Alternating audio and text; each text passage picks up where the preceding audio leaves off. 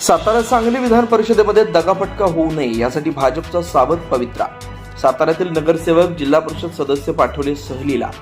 सातारा सांगली विधान परिषदेचं राजकारण चांगलंच तापलंय. या निवडणुकीमध्ये महायुती आणि महाविकास आघाडीमध्ये काटेकी टक्कर पाहायला मिळते. अवघ्या काही मतांसाठी महायुती आणि महाविकास आघाडीमध्ये रस्सीखेच असल्यानं कोणताही दगाफटका होऊ नये यासाठी आता भाजपनं सावध पवित्रा घेण्यास सुरुवात केली आहे.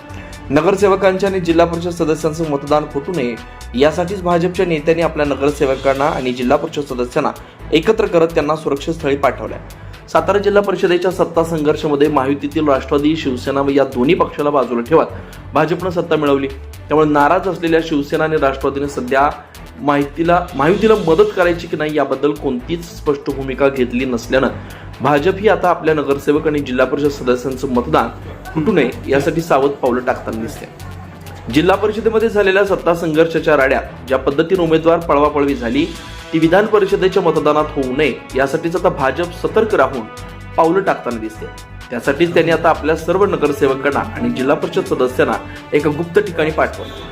विधान परिषदेच्या निवडणुकीमध्ये महाविकास आघाडी विरुद्ध महायुतीच्या उमेदवारांमध्ये काटेकी टक्कर पाहायला मिळते. अवघ्या काही मतांसाठीच दोन्ही आघाड्या बेरजेचं राजकारण करताना दिसतात. यामुळेच यात मतफुटीचा मोठा फटका भाजपला बसू नये यासाठी भाजप सर्व मतदारांना संपर्क करून त्यांना सतर्क करण्याचा प्रयत्न करते.